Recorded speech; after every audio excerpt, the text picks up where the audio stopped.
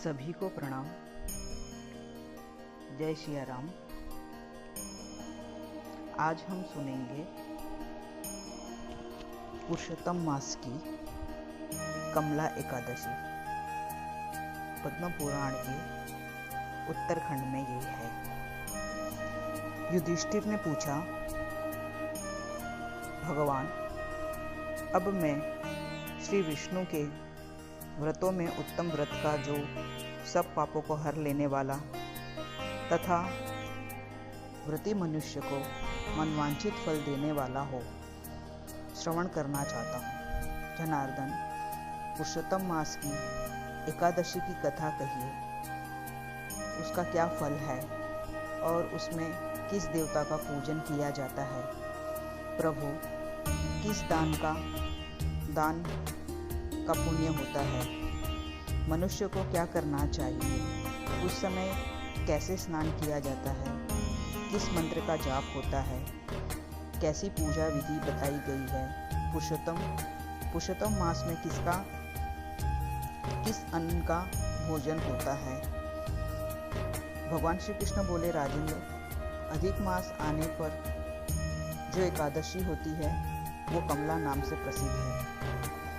वो तिथियों में उत्तम तिथि है। उसके व्रत के प्रभाव से लक्ष्मी अनुकूल होती है।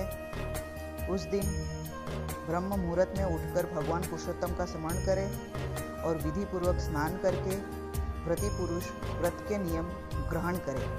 घर पर जप करने का 1 गुना, नदी के तट पर 2 गुना, गौशाला में सहस्त्र गुना, अग्निहोत्र गृह में 1100 गुना, शिव के क्षेत्र में, तीर्थ में, देवताओं के निकट तथा तुलसी के समीप 1,00,000 गुना और भगवान विष्णु के निकट अनंत गुना फल होता है। अवंतीपुरी में शिव शर्मा नामक एक श्रेष्ठ ब्राह्मण थे। उनके 5 पुत्र थे। इनमें जो सबसे छोटा था वो पापचारी हो गया, इसलिए पिता तथा स्वजनों ने उसे त्याग दिया। अपने बुरे कर्म के कारण निर्वसित होकर वो बहुत दूर वन में चला गया।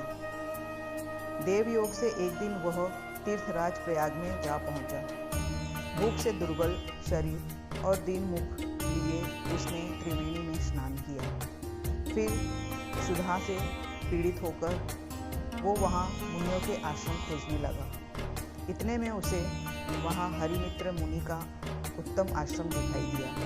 पुरुषोत्तम मास में वहाँ बहुत से मनुष्य एकत्रित हुए। आश्रम पर पापनाशक कथा कहने वाले ब्राह्मण के मुख से उसने श्रद्धापूर्वक कमला एकादशी की महिमा सुनी, जो परम पुण्यमयी तथा भोग और मोक्ष प्रदान करने वाली है।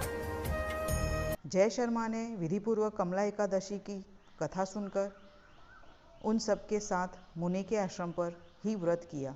जब आधी रात हुई तो भगवती लक्ष्मी उसके पास आकर बोली, ब्राह्मण, इस समय कमला एकादशी के व्रत के प्रभाव से मैं तुम पर बहुत प्रसन्न हूँ और देवाधिदेव श्री हरि की आज्ञा पाकर वैकुंठ धाम से आई हूँ। मैं तुम्हें वर दूंगी। ब्राह्मण बोला, माता लक्ष्मी, यदि आप मुझ पर प्रसन्न है तो वो व्रत बताइए जिसकी कथा वार्ता में साधु ब्राह्मण सदा संलग्न रहते हैं। लक्ष्मी ने कहा, ब्राह्मण, एकादशी व्रत का महात्म्य श्रोताओं को सुनने योग्य सर्वोत्तम विषय है। यह पवित्र वस्तुओं में सबसे उत्तम है। इससे दुख स्वप्न का नाश तथा पुण्य की प्राप्ति होती है। अंत इसका यत्नपूर्वक श्रवण करना चाहिए। उत्तम पुरुष श्रद्धा से युक्त हो, एक या आधे श्लोक का पाठ करने से भी करोड़ों महापातकों से तत्काल मुक्त हो जाता है।